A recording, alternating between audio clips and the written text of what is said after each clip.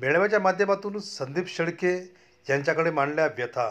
महिला सक्षमीकरणाच्या अनुषंगाने आतापर्यंत 40,000 महिलांना 150 कोटीचं कर्ज वाटप।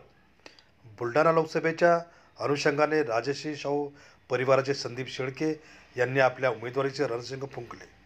लोकसभेच्या मतदारसंघात परिवर्तन करत असताना या रथयात्रेला महिलांचा मोठा प्रतिसाद दिसून आला आहे। नुकत्याच बुलढाणा जिल्ह्यातील खामगाव येथे गुरुद्वार सभागृहात झालेल्या महिला मेळाव्यात महिलांनी आपल्या व्यथा संदीप शेळके यांच्याकडे मांडल्या। संदीप शेळके यांनी आतापर्यंत 40,000 महिलांना 150 कोटीचं कर्ज वाटप करून त्यांना व्यवसायाच्या माध्यमातून सक्षम करण्याचा प्रयत्न केला आहे। महिलांचा आर्थिक विकास साधण्याचा त्यांचा ध्येय असल्याचे त्यांनी बोलून दाखवले।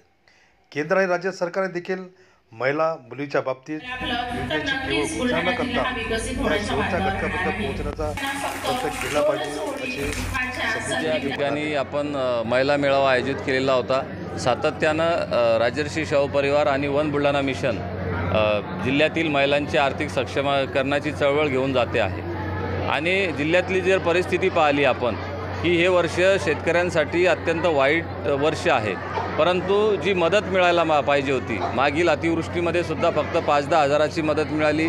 या 4-5 दिवसापूर्वी जे गारा आणि अवकाळी पाऊस झाला याच्यामुळं शेतमालाचं, फळबागांचं, घरांचं, गुराढोरांचं प्रचंड नुकसान झालं, परंतु सरकार आणि इथले लोकप्रतिनिधी प्रचंड उदासीन आहेत असं मला वाटतं।